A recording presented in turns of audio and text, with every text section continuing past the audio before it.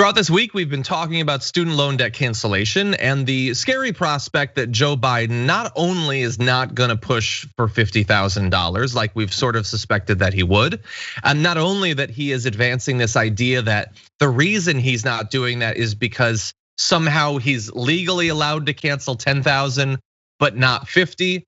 It's not even that he apparently isn't even talking about doing it via executive order, which doesn't really make sense with the whole thing where I can do one level but not the other, but we're doing it through legislation anyway, and it's definitely not gonna get through the Senate.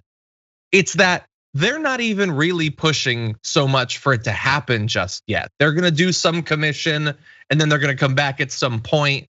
So there's been multiple retreats, but in this segment, what I want to do is give you a little bit of information about how bad the crisis actually is, who is being affected by it, and how much those different numbers of cancellation could actually help people. So really fast, canceling $10,000 of student loan debt would completely wipe out the debts of more than 15 million borrowers whose current balances are less than or equal to that amount, obviously. So that's 15 million people, that is a lot. An additional 23 million borrowers owe balances of 10,000 to 60,000. So it would more than double if you extend the limit almost up to where Schumer and AOC and others are talking about it. 7 million borrowers have federal debt of 60,000 or higher, which is gonna be some expensive schools, some grad student debt, medical school, law school, stuff like that.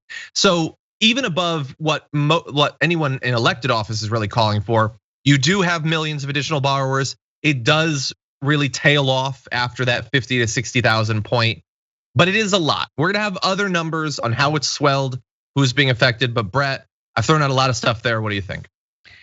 I think that this would be a tax break to the future wealthy, and I think we should do it.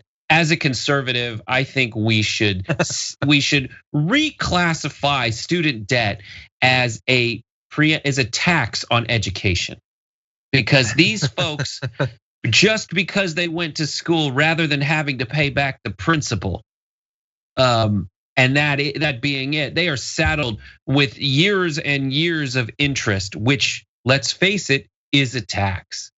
They're paying a tax on their investment. And as a conservative myself, I think that is abhorrent. These are the future elites because they went to college, and we need to protect them.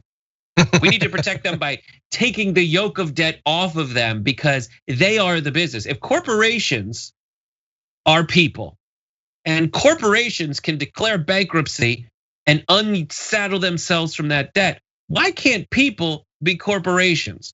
You've invested that capital into the business of your mind. Why can't they just declare bankruptcy? That's research and development right there. But like, what the hell is this? Research. What the hell are future panels and studies gonna tell us about student debt that we didn't know already? The benefit of the benefit of the benefit of the doubt that I'm giving to people who wanna do this is they're afraid that we'll overheat the economy, cause runaway inflation, and they just wanna delay this until a point where they feel like they aren't doing like a bunch of different stimuli at once. But I know that's not true. I know they just don't want to have, they don't want this on their hands. They're fine with leaving it as is, and they don't want to have to answer questions like, all right, so if we forgive all these current student loans, what are we going to do to the future? There's a lot of people that we have to convince to go along with it, and I'm not sure, but there's so many people who would be happy and able to contribute to the economy if you forgave this debt. Yeah, able to literally contribute via the money that is right now just going to a couple of student loan debt processing companies. They'd be able to potentially move, potentially start businesses. There's a lot of things that they'd be able to do. And they would also be, like, from a pragmatic political perspective, they would be very thankful to the party that actually did something about the crisis.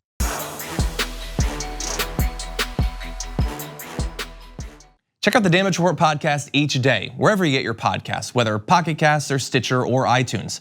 You can join me as I give you the news and stories you want, with a range of co-hosts and interview guests jumping in on the fun each day.